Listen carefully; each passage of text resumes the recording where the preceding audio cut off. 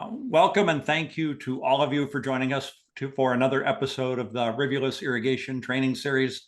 I'm your host, Richard Restuccia, and I got to tell you, we've been doing this for almost 4 years now, and I have not seen a subject that's gotten more interest than climate change, climate farming, climate credits. And we just started on this journey a few months ago with Jonathan, and the amount of questions, people wanting more, has just really grown and grown. And one of the things that everybody is asking is they want more details. How much carbon do I save if I do this? What do I need to do?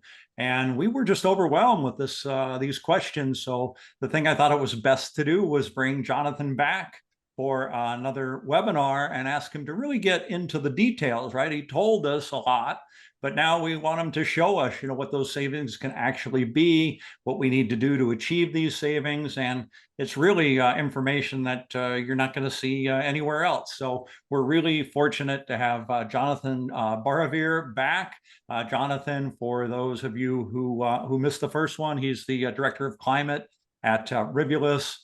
He's a really bright guy. He's got a master's from MIT, worked at McKinsey. And what I've really enjoyed about working with Jonathan for the past few months is he gets this overall concept very, very well. And most people do, but it's that next step that everybody seems to struggle with the exception of Jonathan and his team, is actually getting people back past the concept and into actually doing what he's talking about. So he's been very successful at that. We're really fortunate to have him here today. Jonathan, welcome. Thank you very much, Richard.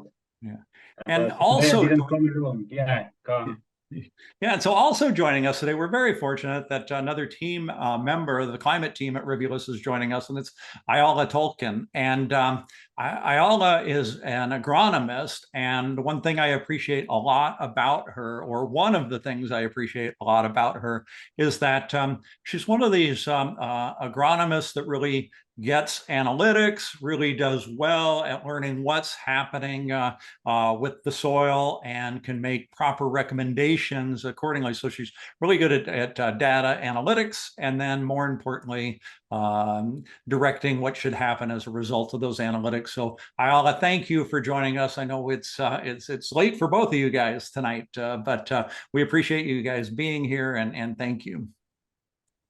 Thanks. Excited to be here too. So Jonathan, help us out here. What are you going to show us today? What's kind of the proof here of what people can do when it comes to capturing carbon or sequestering more carbon? Yeah, thank you, Richard, for the invitation, and thank you for giving us the opportunity to come back. As you said, it's a second session after we talked last time about, let's say, the basics of the voluntary carbon market and carbon credits in agriculture. And so today what we want to do is, so first, if you have not seen the previous presentation and you don't want to go back to the previous presentation, we'll do like a very short summary or a reminder of what we said, so to make sure that everyone today is almost on the same page and know the basics of what we're talking about. And then the idea is to take several examples and see how those different examples can fold out in terms of carbon credit, meaning how can we reduce emission in the farm, how can we increase sequestration of carbon in a farm, and how can this be translated into carbon credits, because our goal in the end is to generate carbon credits. So if I had to put like a title, a summary title to what we're going to discuss after the reminder is, how can we build a great Rivulas climate project? And so what we want to do with Ayala here is also to show you how then we think the in terms of estimation and in terms of like quantification of the changes that can happen in a farm, to see how they can translate into carbon credits. So that's the goal today. Short reminder about the basics, and then we'll go through examples to show you how we think when it comes to different agronomic changes that can generate carbon credits. Yeah, that's fantastic. That's really what our audience asks for, is they want to see these details. And I want to remind everybody that I do have the Q&A open as well as the chat. So if you have some questions or comments that you want to make during the presentation, please put them in there and I'll direct them to Jonathan or Ayala when appropriate. And also, we are getting into details today, so strap in and we're ready. Okay, let's go. We have a lot to cover, so let's start. As I said, let's start with a short reminder, a few slides that you may recognize from last time, but just to make sure that we're all on the same page. So here we're talking about Rivulis Climate. So what is Rivulis Climate? Rivulis Climate is an initiative by Rivulis to play in what we call the voluntary carbon market. So I want to say a few words about how this market works to make sure that we all understand it. So first, the voluntary carbon market, by its name, it's voluntary. Anyone that plays in this market does it on a voluntary basis, and therefore we're talking about actions in a market that goes beyond the regulatory requirements, that go beyond what is mandatory to do in a farm, and that for farmers that would do like this, like actions that create an additionality in a farm and that generate carbon credits. So how does that work? On the right hand side here, you see there is like a carbon emitter. A carbon emitter is usually a corporation, a large corporation that wants to reduce their carbon footprint. And so sometimes they want even to reach what we call net zero, meaning that they theoretically reach zero emission into the atmosphere. And so the way to do that, so first, those corporations, they can optimize themselves, they can change suppliers, they can use less energy, recycle their waste, and all this will reduce their emission. But at some point, they will be left with what we call residual emission. Take an airline, for instance. As long as an airline fly planes, they will have to emit CO2 in the atmosphere. And so any corporation will always be left with residual emission because it's practically impossible to reach zero emission as long as you have a human activity. So the way you can do that, and the way you can reach net zero, is by buying what we call carbon offset. Why? Because it comes to offset your residual emission. So those guys, the carbon emitters, those corporations that wants to reach net zero, they will go to project developers, for instance, Rivulis Climate farmers, who will develop projects that will either reduce their emission or capture carbon in the biomass. And the impact of those projects, whether it is a reduction in emission or sequestration of carbon, can be sold to the carbon emitter. So the project developer, the Rivulis Climate farmer, will transfer the right of the reduction against money to fund the project. Okay, and this is like this circle that happens here. The carbon emitter will give money to fund the project, and with the project, there will be an impact on the environment. In the middle, you will have a carbon registry that is the one that set the rules of those markets, and we'll come back to that. Why we're talking about that is because today, I think more than half of the 1,000 largest companies in the world already committed to net zero. Not tomorrow, sometime by 2030, some by 2040, some by 2050, but most companies and more companies in the world are committing now to reach net zero, which means that the demand for carbon offset will mechanically increase pretty exponentially in the next few years. And so that's why most of the experts, so not Rivulis, not me, but most of the experts, the banks like Citibank here, but like if you go to McKinsey, to BCG, they will have similar estimates. They estimate that this market that used to be around $2 billion market last year will grow to be a $50 billion market in 2030. Again, these are estimate forecasts. We need to take them with caution, but still there is an expectation from the market that this market, from the expert, that this market will grow exponentially in the next few years. And here agriculture has a very interesting play in this market. Why? Because agriculture is one of the biggest polluters somehow for the atmosphere. We are responsible for about 20% of greenhouse gas emission, which is quite normal when you think that this is the biggest human activity in the world. So when you have a human activity, you have for sure greenhouse gas emissions. So it's not that we're worse than the other, it's just that we're the biggest, and because of that, we emit greenhouse gas in the atmosphere. And this is an opportunity to reduce this emission. Yeah. But So when I besides see, that, yeah, go sorry, ahead, John, Richard. but when I see things like when I go to my Google page and they say it says right there net zero since 2007, or this is how widespread this has gotten, right? I don't think of Google as a big carbon emitter, but they've been net zero for a long time. Yeah, so for the software company, it's always easier, right? Because they don't have like big plants and big chimney with a lot of CO2 in the atmosphere.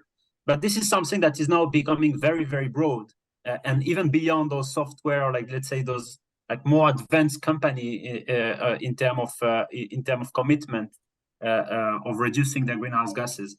And I was saying, like, I think it's more than half of the 1,000 largest companies. So we're talking about consumer goods, we're talking about agri-food companies, we're talking about industrial companies. More and more are committing, and the trend is not stopping, right? It's a growing trend, and so the need for those carbon offset will only increase. And so this is an opportunity for agriculture, because agriculture is really one of the let's say best player to play in this market. One, because they can reduce existing emission. They have a large base of emission that they can reduce. And also, and this is very special, agriculture can capture carbon in the soil, it can capture carbon in the trees. And the two together, there is no other sector in the world that can do that. This is very unique. Usually the other sectors, they can reduce their own emissions, but they cannot capture. And if you develop forests, usually you will capture, but you will not reduce existing emission. So agriculture is very, very a very, very good candidate for this market. And it's a bit of a shame because there is only 1% today of carbon credits that are emitted from agriculture activities. And so these are many reasons. This is what I explained also in the previous webinar that we did. So I won't come back to the details, but this market first is very new. It's very long process in agriculture to issue carbon credit. It takes only the registration process of a project takes about 1.5 years. And then you have to wait for the trees to grow, for the soil to change, to get the carbon credit. So it takes several years to get the first carbon credit. It's a very complex process, and it's a very costly process. You have to pay for independent auditors. You have to pay for very accurate measurements, which all in all, over the years of the project, will cost like more than $150,000 for each project. And so there is no really like farmers who could say today, on something completely new and therefore uncertain, I'm going to invest in something so complex, so long, and so costly for an uncertain outcome. And so that's why only 1% of carbon credits come from agriculture. I used to say that you need to be crazy to be a farmer today, but you need to be double crazy to be a farmer that does carbon credits. If you think about that, and so this is really, really hard, and this is why only like marginal, like it's only marginal the share of agriculture in the carbon credit market, in the voluntary carbon market, and so it's a bit of a shame because it doesn't mean there's still this big opportunity that I was mentioning before, and so you have a massive business opportunity on one side, and a market that is not really accessible for farmers. And so this is the idea here that we brought with Reverse Climate to bridge between the complexity of the market and the potential for the farmer. So we do agronomic support with the farmer to design good projects, and this is a lot what we're going to discuss today. We manage the whole carbon process or carbon registration, the whole carbon registration process, and we do the carbon credits and then share back the carbon credits with the farmer. Today we even pay for all of that. This won't stay forever, but because today we're entering this market and when we invest in this market, we're willing to even pay for all the costs to make sure that the farmer doesn't take the risk of this process. That the risk is on us, the process is on us, and the farming is on the farmer. Okay, so that was a bit the reminder that I wanted to have like a 10-minute reminder before we enter into how to design a great Reverse Climate project. Yes, we've just got a quick question coming in, Jonathan, and that is they're just looking for clarification. The initial cost to the applying for the climate credit, applying to the registry, that's going to be covered by Rivulus. Yeah. So the process cost, it's not in the initial cost. The whole process cost throughout the project, and the project can be 30 to 40 years, is covered by Rivolis. So every 5 years, for instance, you have to bring an independent auditor to the project to audit your project. A bit like you have to certify your accounts, your financial accounts every year. You have to certify those projects at least every 5 years. And this obviously has a cost. We pay for it. Yeah, that's pretty great when you think about it too. I don't know anybody who gets into farming that thinks I'm going to buy this farm, I'm going to inherit this farm and farm it 2 or 3 years and then flip it. It's an investment for a lifetime that hopefully you're passing on to somebody or it becomes your retirement. This looks like it can really improve the asset that you have in a big long-term way. 100%. Yeah. So, okay. Now let's move then to the core of our webinar today, which is how to build or how to design a great Rivolis climate project. So the first thing I want to explain a bit the bureaucracy that is around this. There is a lot. I won't get into many details, but just to explain a bit our approach. So the first thing is we choose to work with registries. Okay, what does it mean? As I said before, you have registries that are kind of like the international organization that set up the rules of those of this market. So by their name, they register the project to make sure that the same project is not registered across different registries. So they keep track of all the project. And then they define methodologies, which are the rules to develop the project. And they define the process, which is what I was saying, like we need an independent auditor every 5 years, who are those auditors, etc., etc. In the US, you have 4 main registries: the Climate Action Reserve, Vera, ACR, the American Carbon Registry, and Gold Standard. At a global level, the 2 biggest registries are Vera. They own about 60% of the carbon credit market, and Gold Standard, which own about 20%. So Climate Action Reserve and ACR are significantly smaller because they're mostly active in the US. And now I think they try also to expand a bit into Mexico, but they're more local and national. So why do we work with registry? There is a big question in this market, which is the value of a carbon credit. There's no like stock market or carbon credit open market. It's all over the counter today. And so there is always a big question about the value of the credit that you issue from a project. And the main driver of the value of those credits is the trust that the buyer will have into your credit. And to have trust, you need to have a certification that is well recognized, that everyone knows, so that they know that you work according to international standards, the UN standards, what we call the UNFCCC standards, that you have a structured approach, that there was like scientific credibility to what you're doing. So this is why we work with registries. So that's the first thing. We don't do things on our own. It's not like a Rivolis type methodology that we define on our corner. No, it's like we work with the highest standards to make sure that then we get the highest price on those credits.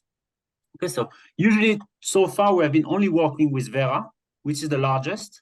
And so as I was saying, each of the standards have their own methodologies. And what is a methodology? The methodology is kind of the Bible on how to develop those projects and how to do all the accounting in the project. What can be included, what cannot be included, how you track the carbon in the soil, how you track the carbon in the emissions.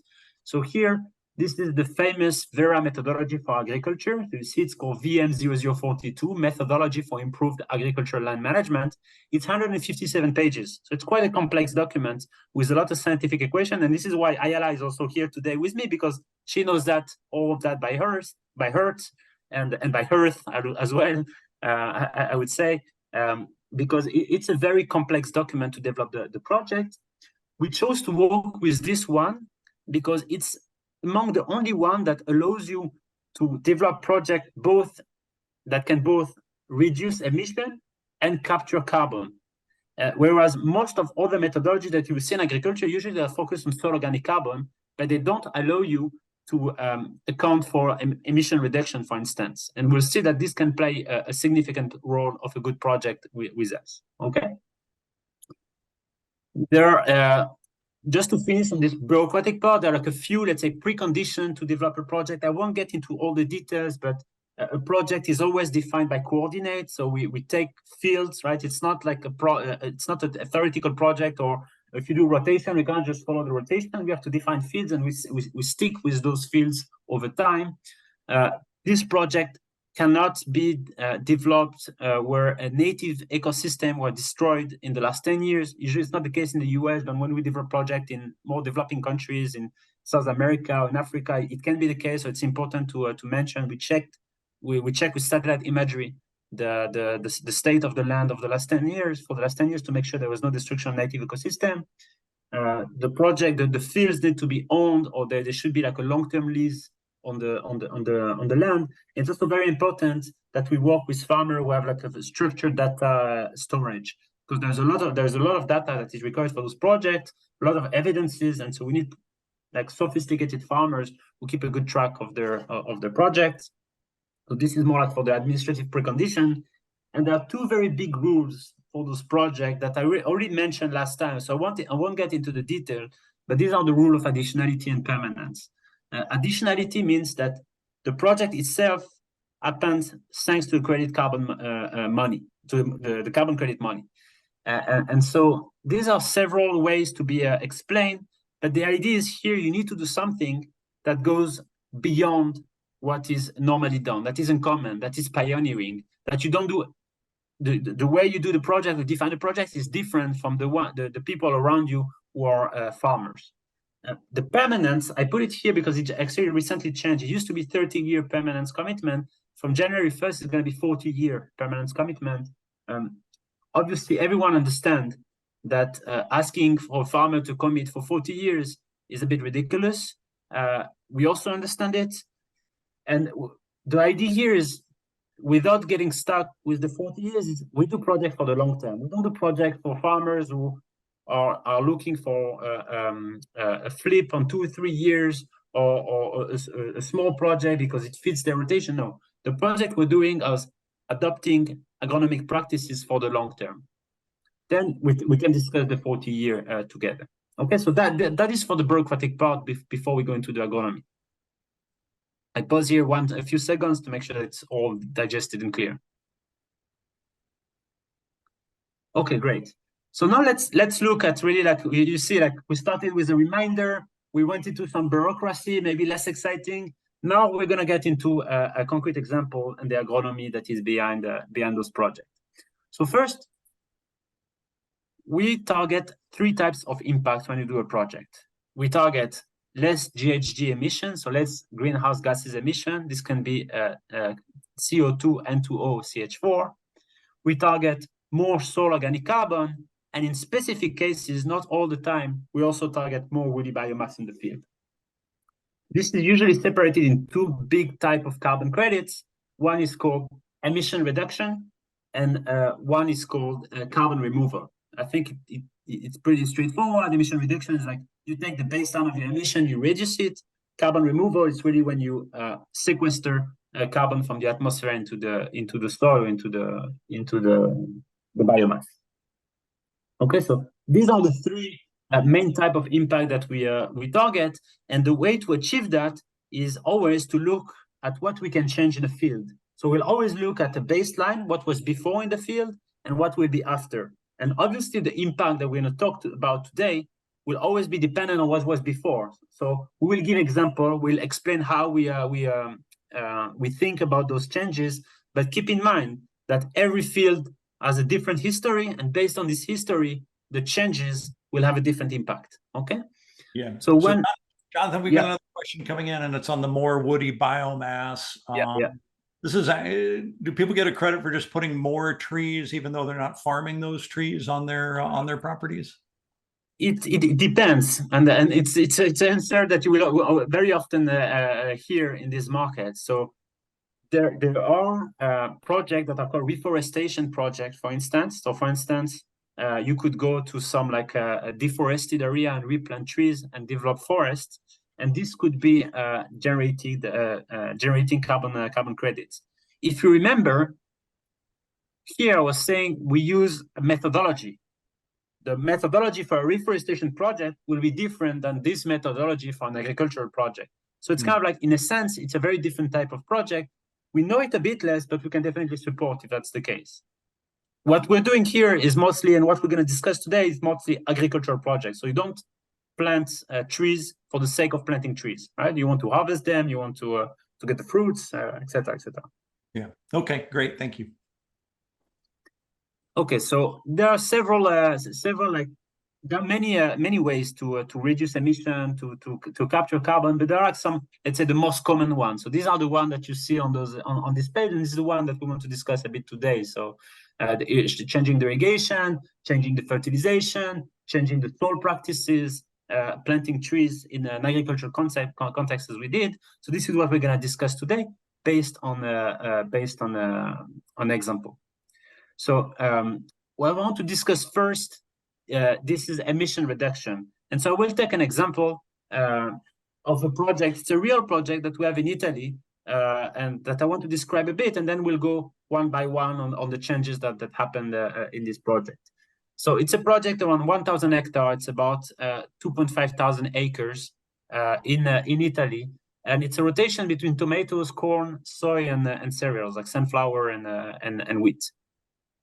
It's also interesting because it's a project that started with 1,000 hectares, but we're already discussing with 2 to 4 additional farmers who will join this project and do similar changes in their fields, and they will add another 400 to 600 hectares, so another, let's say, like 1,000, 1,500 acres. And this is interesting because this is also the way for us to gain scale. Something that we can do, this is called grouped project. We can group together farmers that do similar practices. So what's happening in this project? First thing, irrigation. So the farmer used to irrigate with a rain gun, with a diesel pump, is moving that to drip with an electrical pump, okay? The second thing that he's doing is changing the way he's gonna fertilize. He was using a lot of synthetic fertilizer, a lot of urea in this case, and he will move to less urea. We'll still use synthetic fertilizer and more organic fertilizers. Instead, he will reduce the tillage on the field, and he will implement multi-species cover crop. What I think is important to say is that not everything has to happen at once and to be complete at once. It can be gradual, and we'll look at the data every year, and if it improves every year, we can improve the numbers. And if some years it's a bit less good, it will also be taken into account. So there is here some flexibility on how this is calculated, and at the end we look at the actual data, and we don't need to have everything done at the first year, the first second of the project. Of course, changes take time, and we'll capture them as they happen.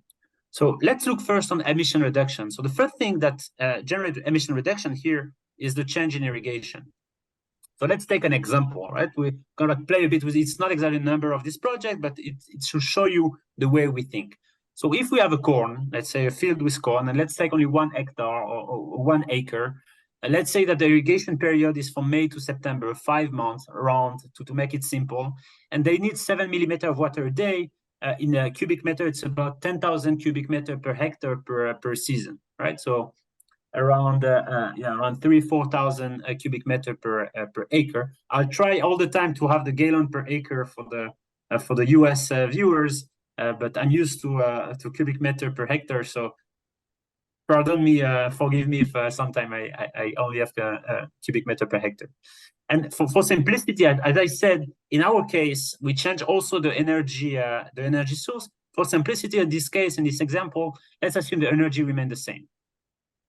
So here the change is like is changing the hose reel with drip irrigation, okay?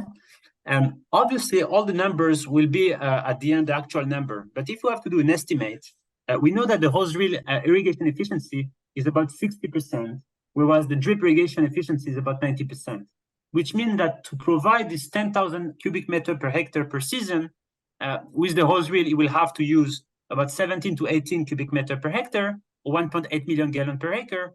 And with the drip system, you will only use 1.2 million gallons per acre, right? So it will use less water, so it will save water. Does it really matter to us? Only on a qualitative basis. But in terms of carbon credits, is not where the carbon credit is coming from. But to pump all this water, he has this big diesel pump, and we said this stays the same. But to pump the 1.8 million gallons per acre, it will have to use about 120 gallons of diesel per acre over the season. Whereas in the drip condition, you will only use about 75 gallons per acre. So we'll save about 45 gallons per acre of diesel per year. and this can be translated and converted into CO2 emission. And so instead of emitting 1.2 ton of CO2 per acre over the season, it will only emit 0.7. So it will have a gain of 0.5 ton of CO2 per acre. And this is where the carbon credit will be born, right? And we'll track those actual number every year, how much diesel it will use in this field. And the difference between the baseline and what happened then later will always be the generation of carbon credit every year, right? So recurring generation.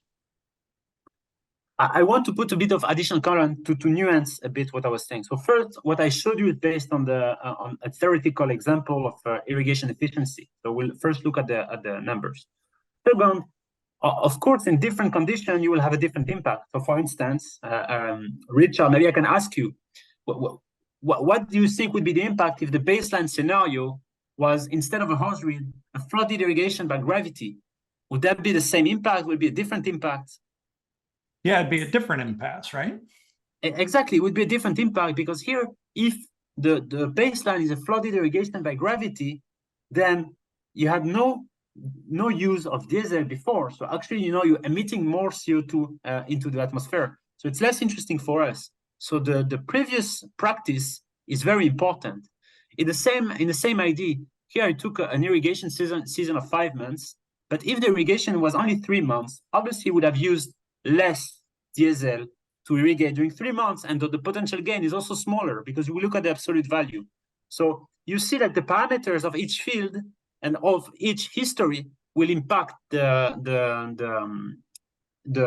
result. Obviously, if it was 7 months out of and not 5 months, then the impact is even bigger, right? So the numbers that we put, we have to nuance them because, again, each example is different, and we do like tailor-made calculation.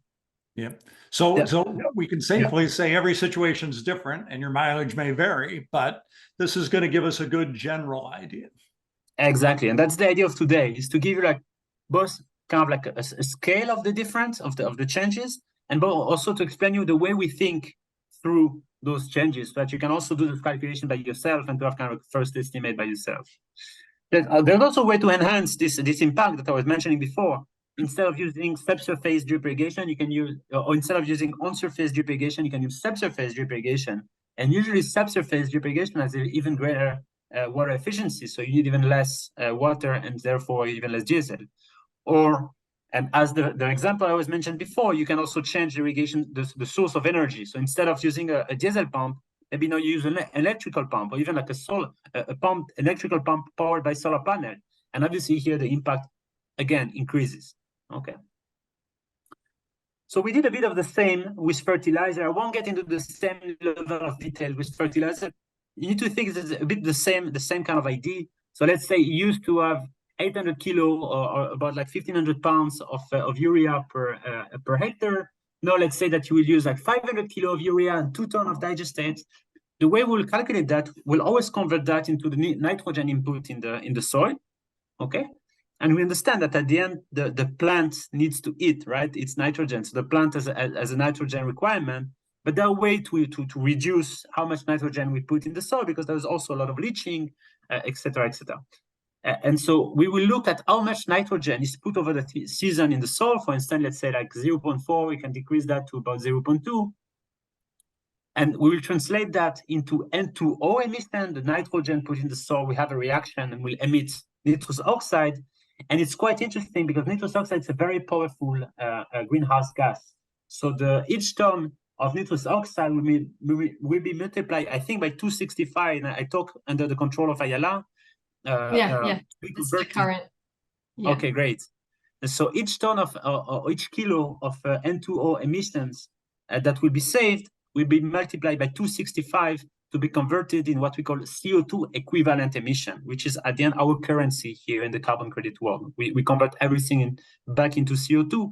And so here in this example, but again, theoretical, it would have saved 0.2 ton of CO2 equivalent per acre. There are many ways to reduce nitrogen input. Obviously, drip irrigation and fertigation is one of them. There's also like you can combine that with end-fixing cover crops during the winter, for instance, to enrich the soil already nitrogen and reduce the need with nitrogen. There are other ways to do emission reduction. Just to remind us, we're still talking about emission reduction. We can look at machinery reduction. For instance, like if you decrease if you change the way you harvest the field so that you have less passes, maybe you will save also diesel.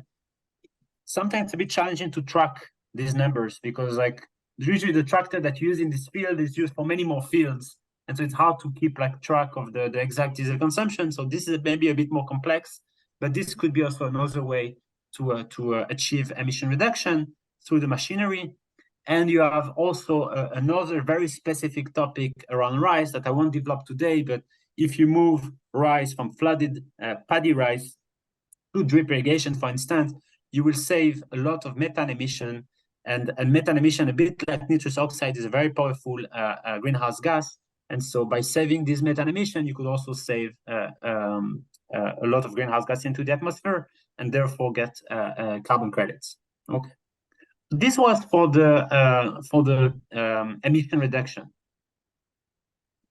If you remember, then the second part now is what we call carbon removals. And especially we'll start in this example with SOC removal. And here maybe I'll let Ayala a bit explain how we think about those practices and how we calculate those, how we estimate upfront the impact of those practices. Okay, thanks, John. Yeah, so how we think about SOC, soil organic carbon removals. First of all, I'm going to be only talking now about not about the woody biomass. That's a second avenue. And how we think about it is we have organic matter that is being incorporated into the soil, which we then need to translate into carbon credits. And carbon credits, we value them as tons of carbon dioxide, not as direct physical carbon. And that conversion, we convert it by a multiplication of 3.6. So this is a factor that we need to take in account when measuring and quantifying carbon in the soil. So just to have that clear, and you'll see in the next few slides, we show the physical carbon and also that conversion to CO2. And I'll be covering 3 practices. There are many more practices that can increase SOC in the soil, but I'll start with the 3 that we've decided to show. The first one is cover crops, the second is minimal tillage, and the third is crop residue into the soil. So we can start with the first one.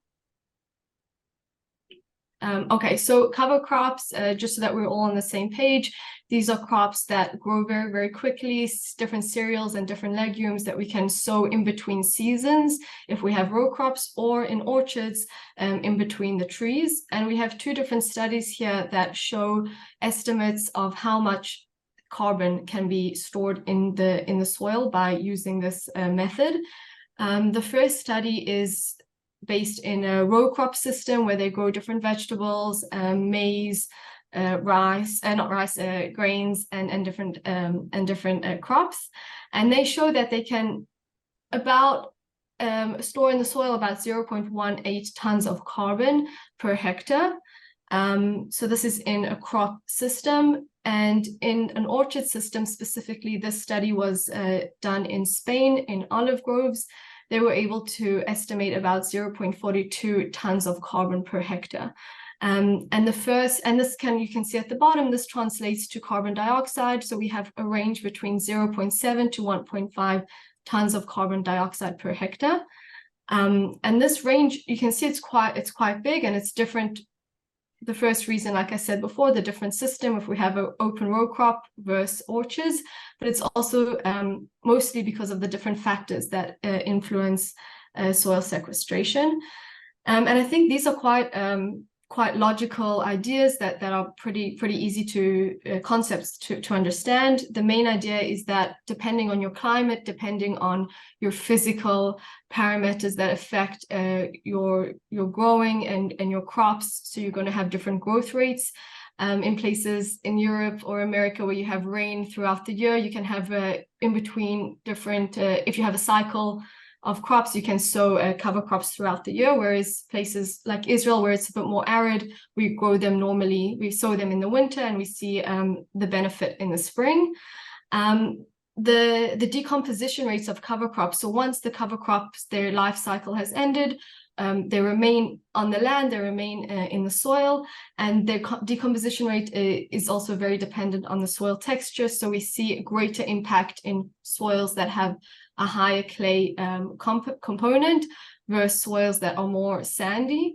And it's important to note that even though in the beginning, if you have soils that are less clay, throughout this process of decomposition, we have higher rates of humidity, and it's sort of a positive feedback cycle. So we see really great impact with that. And the personal preference of which cover crops you're choosing. So there's a whole range, like John mentioned before. We have legumes, we have nitrogen fixing cover crops, we have cereals that grow very, very quickly, have a high biomass, and that's really dependent on the farmer. So if you want to adapt your cover crops to your geographic location and you just want to have one type, or you want to create what we call a cocktail of cover crops, when you have you choose a few different species and sort of implement those into your growing practices.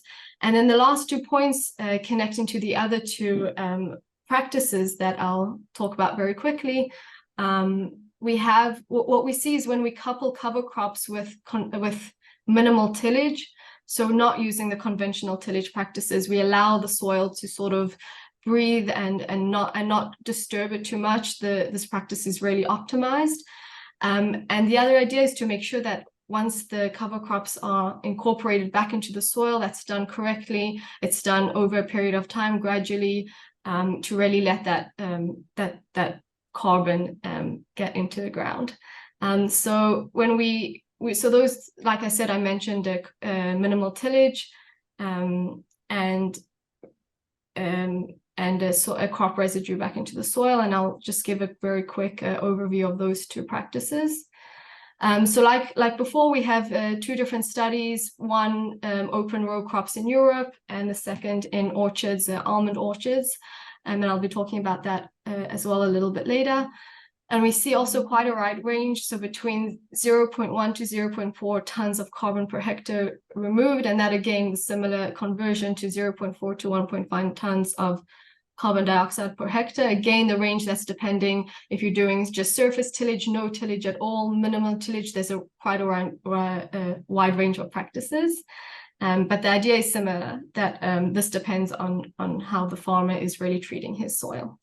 And lastly, incorporating residues in the soil. So we have, again, in the open row crops, this is the lower side of the range, about 0.1 tons of carbon, which translates into 0.4 tons of carbon dioxide per hectare.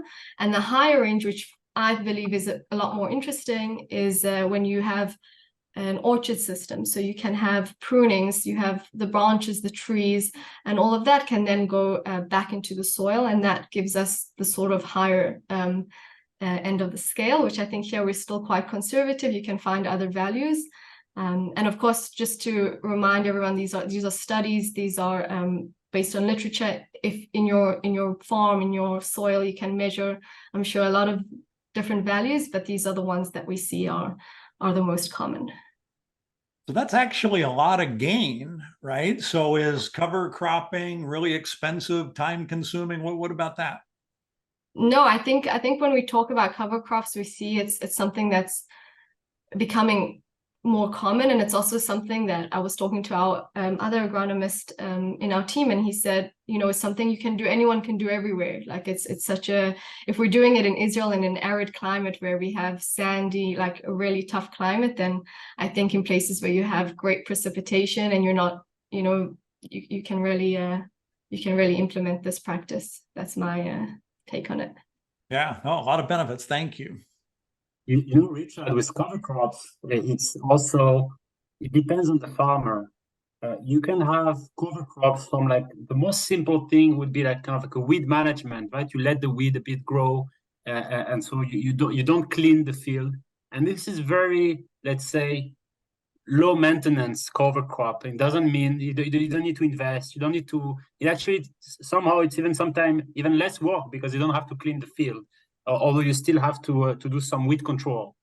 And then you have like the other side of the spectrum where you have like you can invest a lot in terms of energy, thinking, and money in your cover crop system when you put like mixes of different species because you want to achieve both like an enrichment in terms of nitrogen and in terms of soil organic carbon. And so this starts becoming like kind of like an expertise and a much more sophisticated approach. So it really depends also where the farmer is and what he decides to do in the end.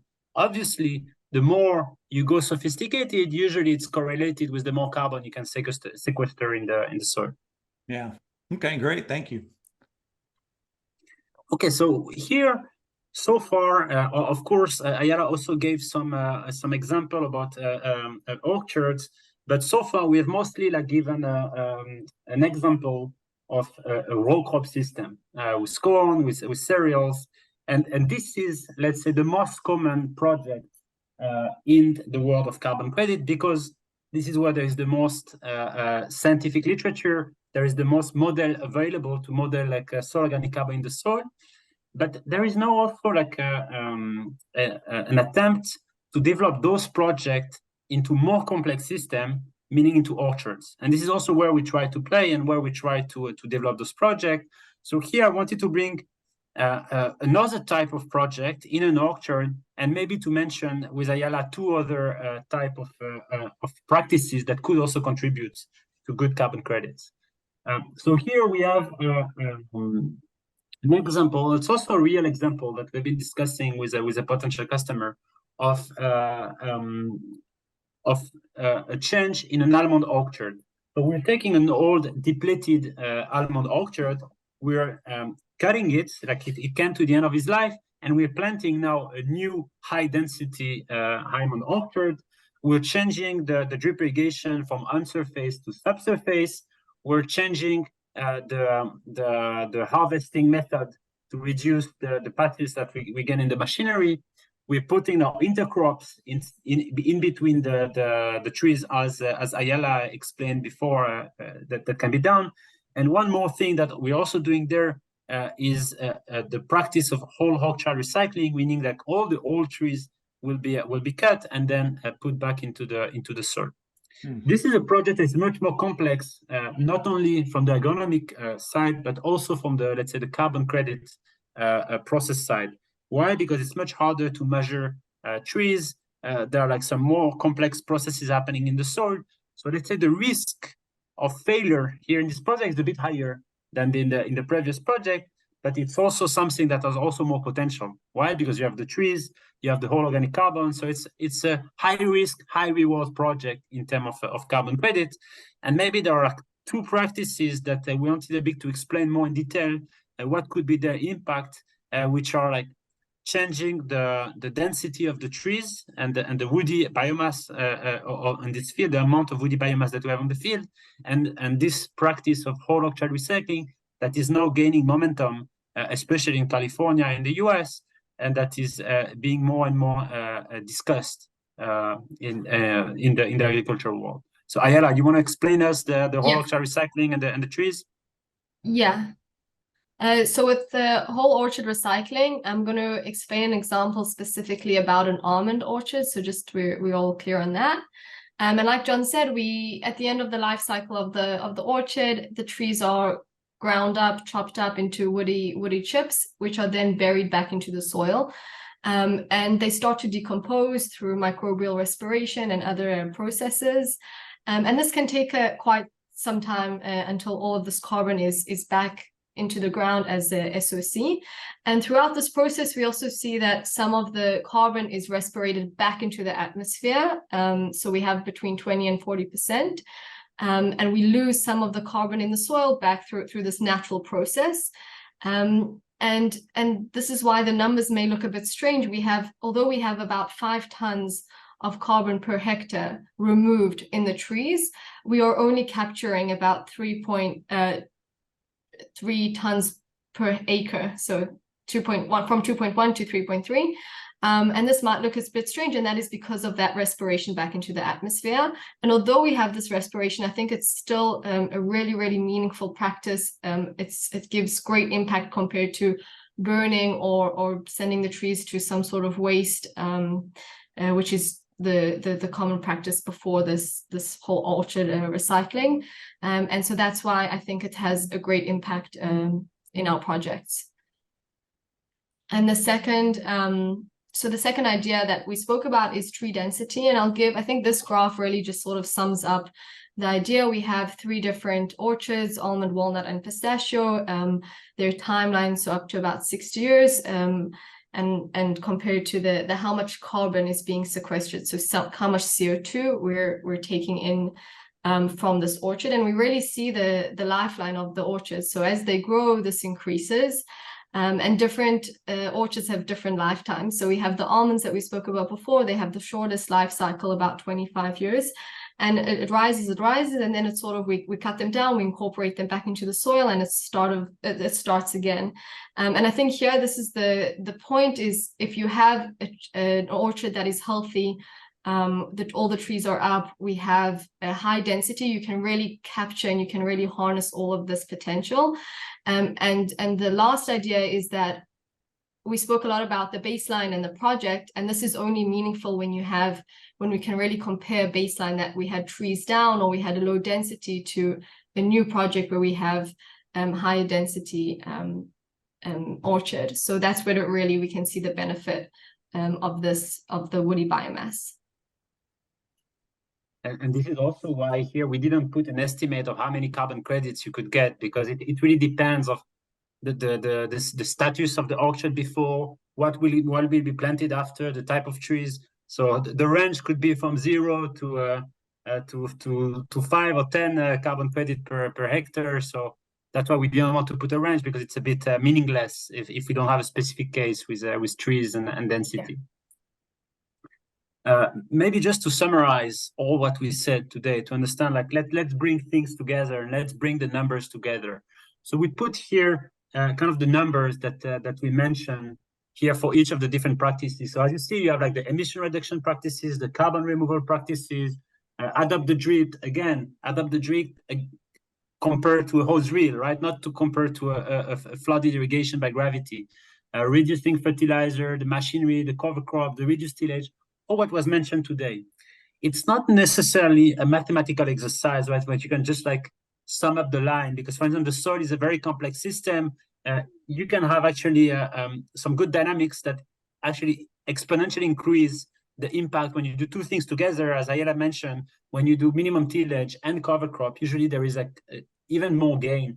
But sometimes also you get to saturation in terms of carbon in the soil, and this is not well understood yet, even by science and by academics. Where is this saturation point? And this is still being researched.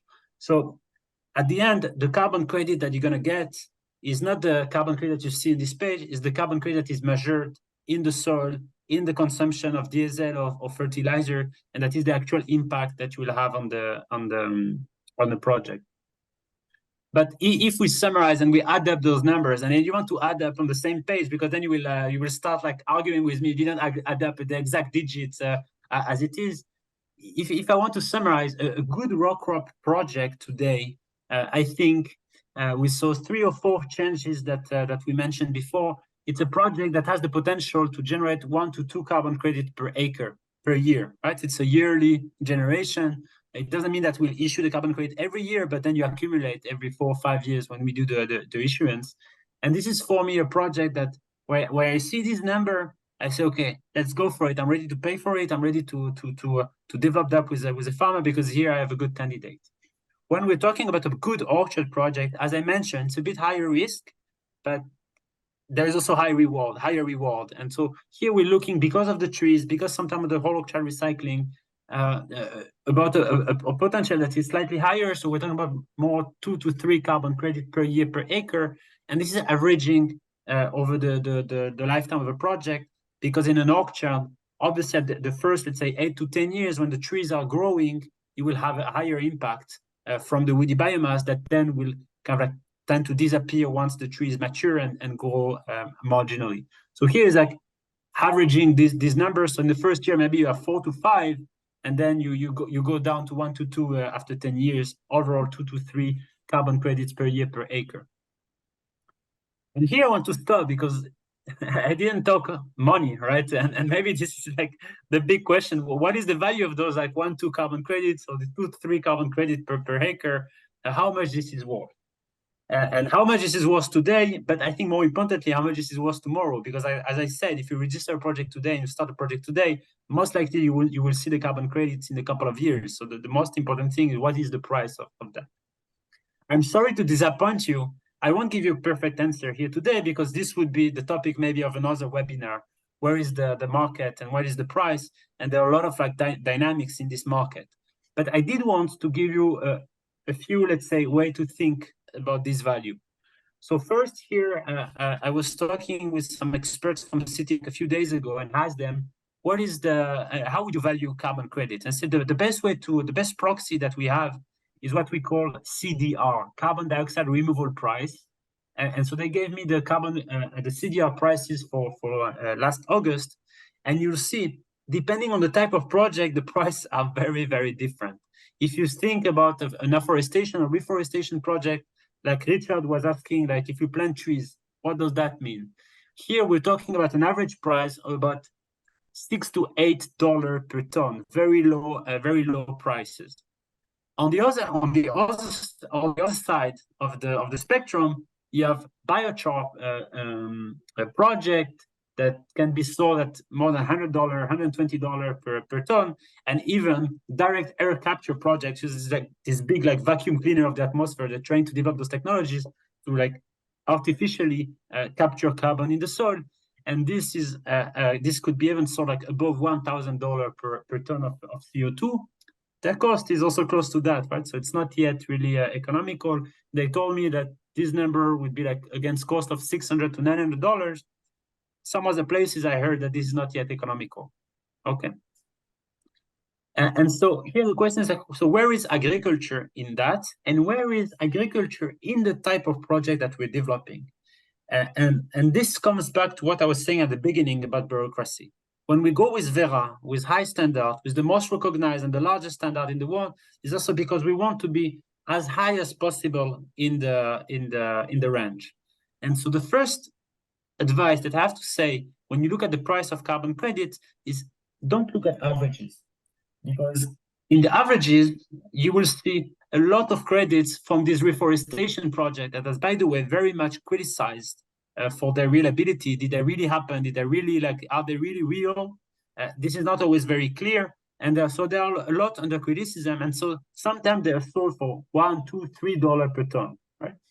And because of this high volume, because when you plant the trees, you capture much more carbon when it's a very high tree than what you can do in your soil.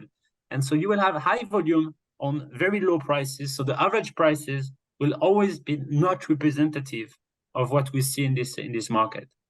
The second advice that I will give you is you should not look at today's price. You should look at the trend. Because as I said, if you develop a project today, the carbon credit will be issued in 2 to 5 years from now. And so the price that you will get is the price in 2 to 5 years, unless you have like some financial advisor that can lock a price, and it's much more complex. But the idea here is the price. When I started talking, or was starting exploring this market about 2 years ago, and the price of today in agriculture, I saw about 80 to 90% growth in the price that were mentioned to me. And the last thing, and again, I want to come back to that, and I will never say it again, only focus on high quality. If you develop a project, whether it is with us or with someone else, you should do something of high quality with a standard, with a recognized methodology, because at the end of the day, this is where you're going to get the value. If you don't do that, you will have very, very low value. And unfortunately, in agriculture, you cannot have very, very high volume. You cannot capture 10, 20, or 30 tons per hectare every year, like you would do maybe in a very high forest. And because you will not have the same volume, you should prioritize the value in those projects. And this is what we're doing, high quality with high standards. And on that, I want to thank you, everyone. I don't know if there is any question. You can also visit us on reviews.climate.com/climate, reviews.com/climate, where you will see all details, and you can also reach out to us. Yeah, couple things, Jonathan. Thank you. Very smart comment on the quality, right? This is going to make a big difference in the investment, especially over time.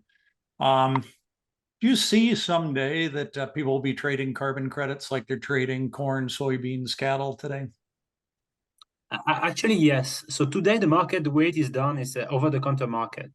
So it means that if you have a carbon credit, you need to find someone who wants to buy it. So you have to not to knock at the door of Microsoft or of American Airlines and to start negotiating with each of them. So usually you can also take a broker that will do that for you, but it's not the most efficient market. And it's also one of the big impediments for this market to really take off, because then you have less transparency, less trust in the market. It's always like a particular deal. And so what you see in this market, and if this market does succeed as experts expect, you will have to bring this transparency. And so you see more and more initiative to kind of bring kind of the stock market for carbon credits, to bring transparency. And this can be done either with startups that will like rate a bit like the Moody's of the carbon credits. So they will give like a rating to different carbon credits. This is why it's very important to be high quality. And you have also initiative to create those exchanges. And one of these initiatives is actually led by Temasek, Rivolis' main shareholder. It's called Climate Impact X. It's led by Temasek and HSBC. And then hopefully in the next few years, we will see more and more of these exchanges to bring transparency and therefore to pull this market up, taking out the let's say the low quality and keeping only the high quality credits. It's pretty fascinating when you think about it, because there's not that many investments around somebody can make that are an asset that's good for the environment or is going to improve the environment. You can see how these could really take off. And one of the advantages that we have at Rivolis is kind of this connection with Temasek. Temasek, our main shareholder, is very much involved in shaping this market and in building this market. And so for us, it's also a way to get information and also to develop the project in the right direction, because they can like set up the direction of this market. They're setting this, and they're very much involved there. And so for us, it's a great edge that we have thanks to our shareholders. Yeah. So, well, listen, Jonathan and Ayala, thank you guys so much. This was so much good, important information. I know I certainly learned a lot from it. And what I really appreciated is you really did answer the questions of, how much. Now, your mileage is going to vary. What you get is going to vary from grower to grower, but you gave us some really good specific ranges to stay within or expectations, and that is super valuable. Like I said, I don't know where you're going to find that anywhere else but here. So thank you guys for bringing that. Thank you, Richard, and thank you for staying late with us. Yeah, and I want to thank our audience. Really appreciate you guys every week spending some time of some of your time with us. We appreciate that. I also want to mention that if you have more questions, want to take a program forward, feel free to reach out to me or Jonathan, or just respond back to the emails that we've been sending you and let us know. We've got a project we want to talk some more, because we want to talk to you. We think there's probably a lot of good candidates out there for a partnership project with us, and we want to talk to everybody who wants to partner. So that would be great. So again, thanks very much. Jonathan and I are in Singapore next week, so we're not going to have a webinar next week, but we'll be back the next week with a webinar on MANA technology, satellite imaging. That's going to get our viewers a free trial as well. So that'll be fun to watch in a couple weeks. Okay, thanks, guys. Thanks, everybody. We'll see you guys in a while. Bye, everyone. Bye.